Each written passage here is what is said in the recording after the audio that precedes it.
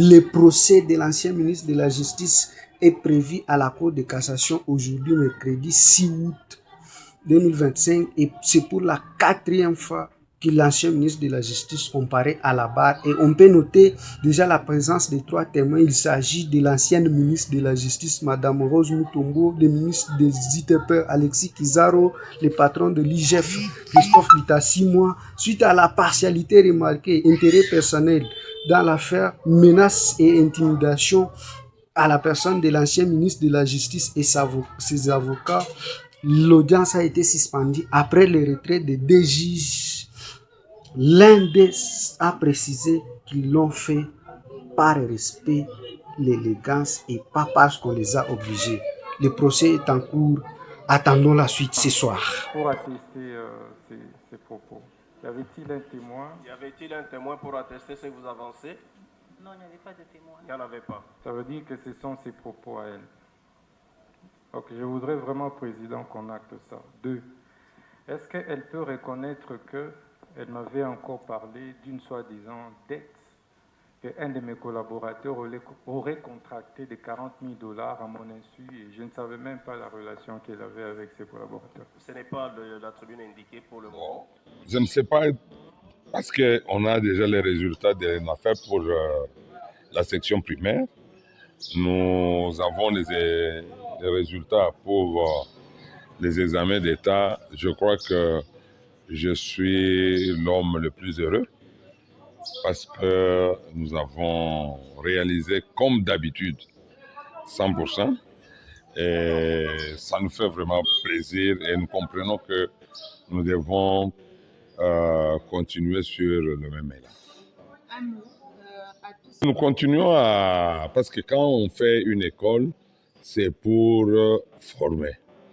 Et il y a encore de la place, les inscriptions ont déjà commencé, et qui viennent encore beaucoup plus nombreux parce que la nation a besoin de tous ces enfants, surtout des enfants bien formés, comme ici chez nous, au collège technique.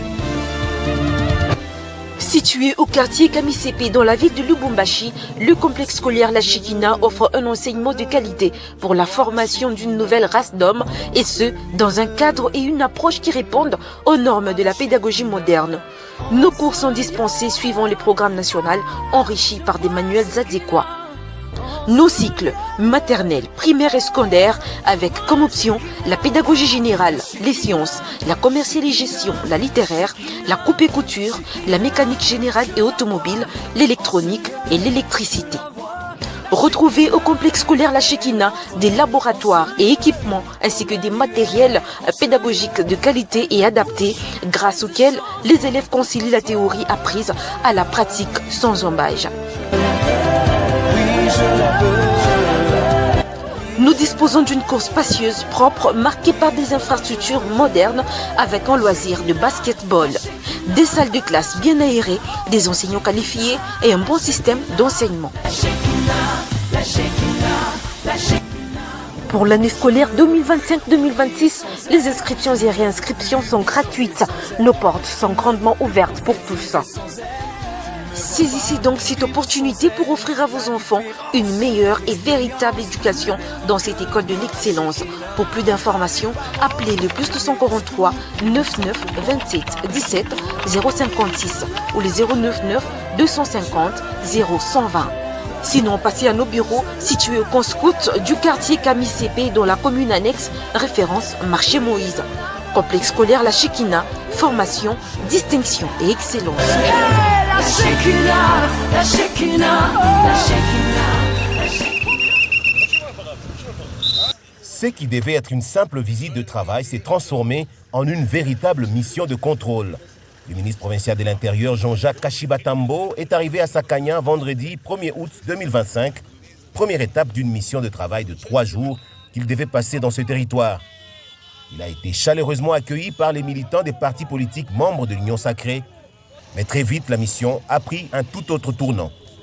Après un conseil de sécurité tenu au bureau de l'administrateur du territoire, le ministre a reçu tour à tour les membres de la société civile, les partis membres de l'Union sacrée, ainsi que les associations socioculturelles Saint-Pia et Loanzo pour palper la situation générale du territoire.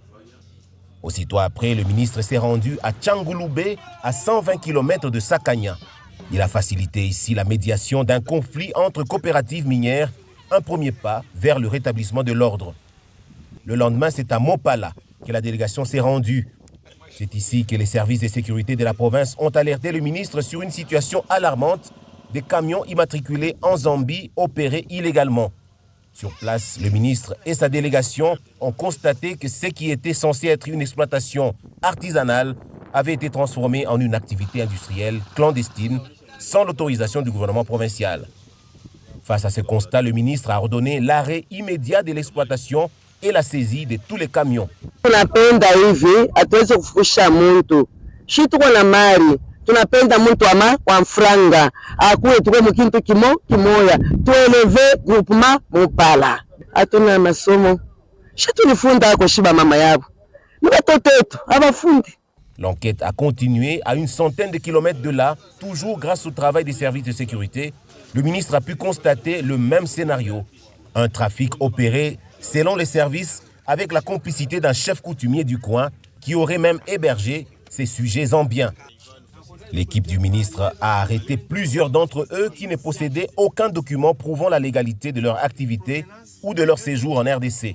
Enfin, une entreprise dénommée Shekina SARL, pourtant reconnue par l'État, a été surprise en train de s'engager dans l'exploitation et la transformation industrielle de l'or. Une activité non prévue dans son cahier des charges selon les documents qu'ils ont fournis au ministre de l'Intérieur. L'entreprise a vu ses activités suspendues.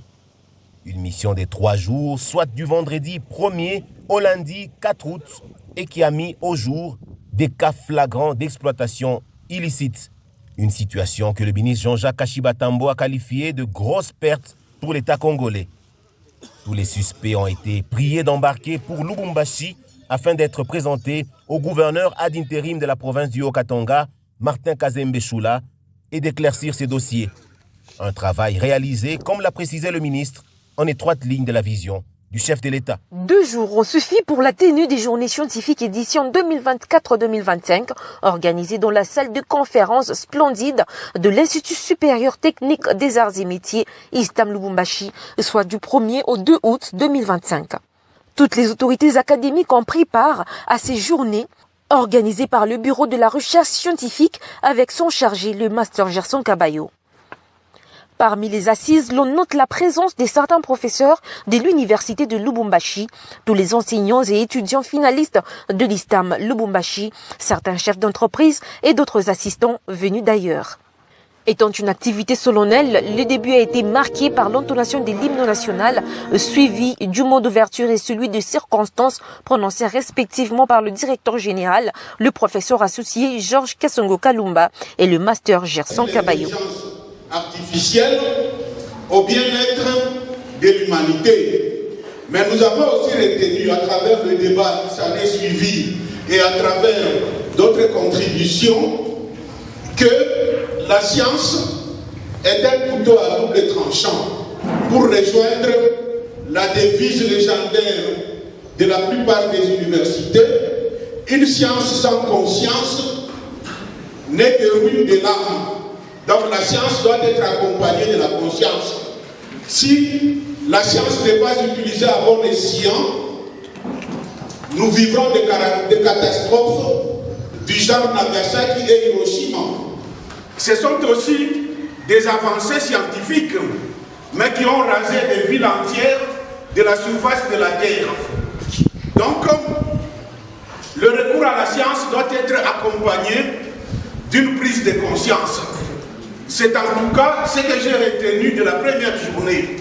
En ce qui concerne la seconde journée que nous nous apprêtons à lancer, je pense que les contributions seront tout aussi alléchantes que celles que nous avons connues hier et que chacun de nous y trouvera sa part et partira d'ici avec une perspective améliorée de ce que nous entendons par la contribution de l'université, la contribution de la science à la progression de l'humanité.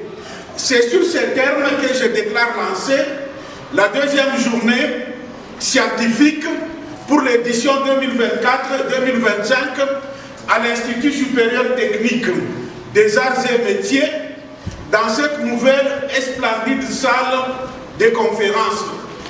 Après publication et appel à la contribution aux journées scientifiques, l'équipe d'organisation coordonnée par le secrétaire général à la recherche a reçu une proposition de 32 communications.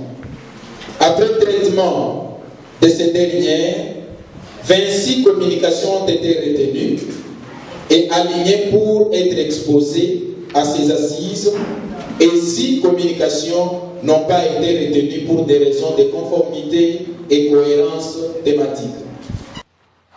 Ensuite, c'est selon les panels cadrant avec divers domaines que les exposés étaient présentés, basés sur différentes recherches scientifiques. Le directeur général nous a rappelé l'objectivité et la modestie intellectuelle et les missions de la science. C'est sur la base de cela que j'avais conçu ma communication portant sur formation des compétences et production des connaissances au service de l'humanité. Mesdames et messieurs, distingués invités, tout protocole respecté.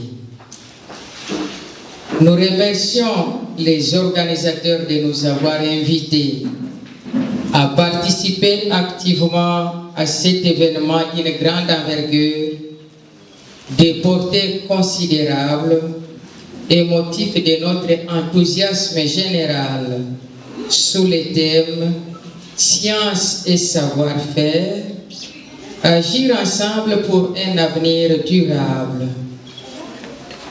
Il se concentre sur la science innovante pour proposer des solutions idoines à la diversité des défis communs à nos sociétés sur la base de la mise en place des synergies entre structures éducatives, stratégies et acteurs du développement. La formation des compétences et la production des connaissances aux goûts et intérêts communs constituent une singularité qui permettra de voir les choses sous un nouveau jour, meilleur et porteur d'une grande intelligibilité pour un nouvel ordre social, comme le disait le philosophe français Luc Ferry, praxis conséquente d'un engagement dans le développement des actes de capacité en recherche et innovation. Nous avons recouru à une démarche documentaire. Et cette démarche documentaire qui nous a servi de découvrir ces connaissances. Alors, quels sont les objectifs poursuivis par notre étude? L'objectif poursuivi par notre étude, c'est tout simplement de développer les connaissances sur les objets connectés en faisant naître de nouvelles idées dans le but d'ouvrir le voie d'enquête plus pertinente en vue d'une évaluation restreinte et continuelle en les quantifiant et les qualifiant pour une diffusion et utilisation efficace.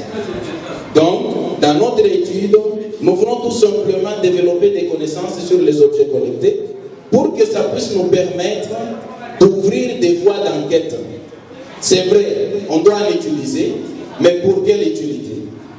Et comment en utiliser? Lesquelles exposés ont été suivies des séances d'échange entre intervenants et participants. Reconnaissant les mérites de chaque intervenant, les organisateurs leur ont décerné le brevet de participation sous les ovations de tous. Enfin, c'est par le mot de remerciement prononcé par le chargé à la recherche scientifique, suivi du mot de clôture du directeur général, ainsi que l'intonation de l'hymne national, que ces assises ont été déclarées closes. Quatrième édition de la marche de santé des entrepreneurs dénommée Golf to Konabo a eu lieu ce vendredi 1er août 2025 au quartier Golf Plateau. Organisée par le collectif des jeunes entrepreneurs de la province Katanga, avec à la tête M. Vital Maloba, cette journée est consacrée au sport et aux loisirs dans le but de réunir les entrepreneurs et faire connaître leurs entreprises et activités tout en créant un réseau entre eux. Pour cette 4e édition, tout a débuté par le réchauffement sous la direction du coach Hervé Masuta. Surtout pour ceux qui ne sont pas leur première fois.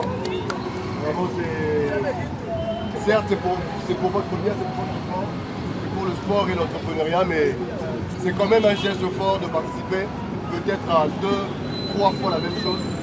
En même temps, ça nous gratifie parce que ça nous prouve que nous sommes en train de faire du bon travail et qu'à chaque fois que là, vous passez des bons moments.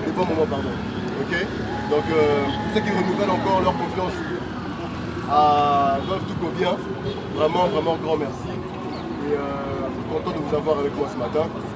On remercie aussi Internet qui nous a permis d'être là, qui nous a donné le souffle de vie et la santé pour marcher ici, puisque nous allons chuter. Vous connaissez plus ou moins l'itinéraire, donc nous allons faire la route Moïse Kajimbi, passer par le quartier Kaboula Messi, la route du Golfe, jusque sur la route de la ville du gouverneur, c'est ça, et chuter sur notre point, la place des entrepreneurs. Et avant ça, comme il s'agit... Puis la marche de santé marquée par un long parcours. Au point d'arrivée, plusieurs exercices physiques étaient prévus.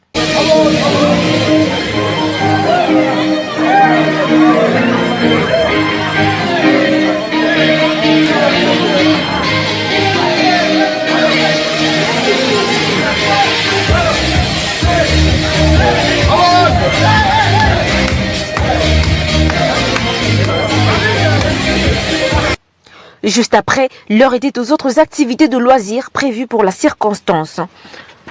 Notamment la prestation de différents DJ de Lubumbashi, le défilé de mode et l'acrobatie. La patronne a outé, on va vite à Kabelo.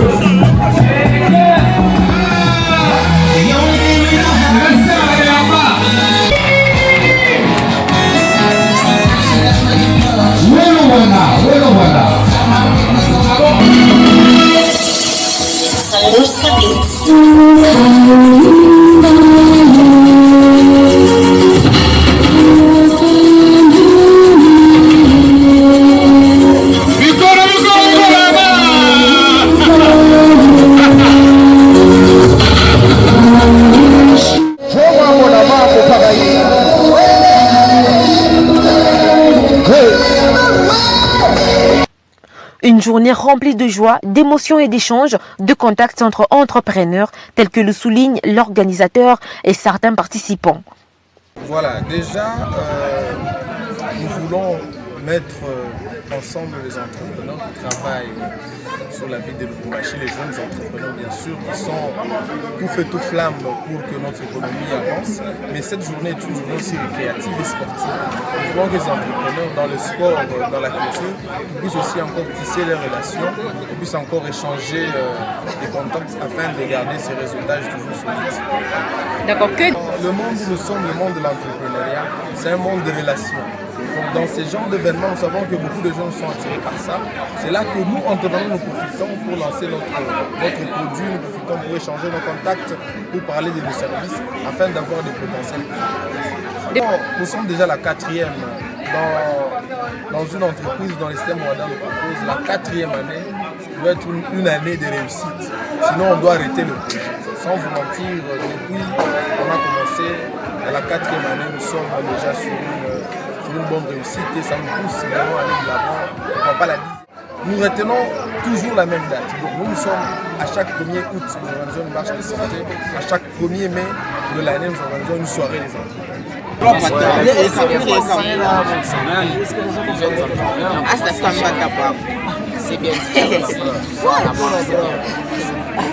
Bravo au collectif des jeunes entrepreneurs.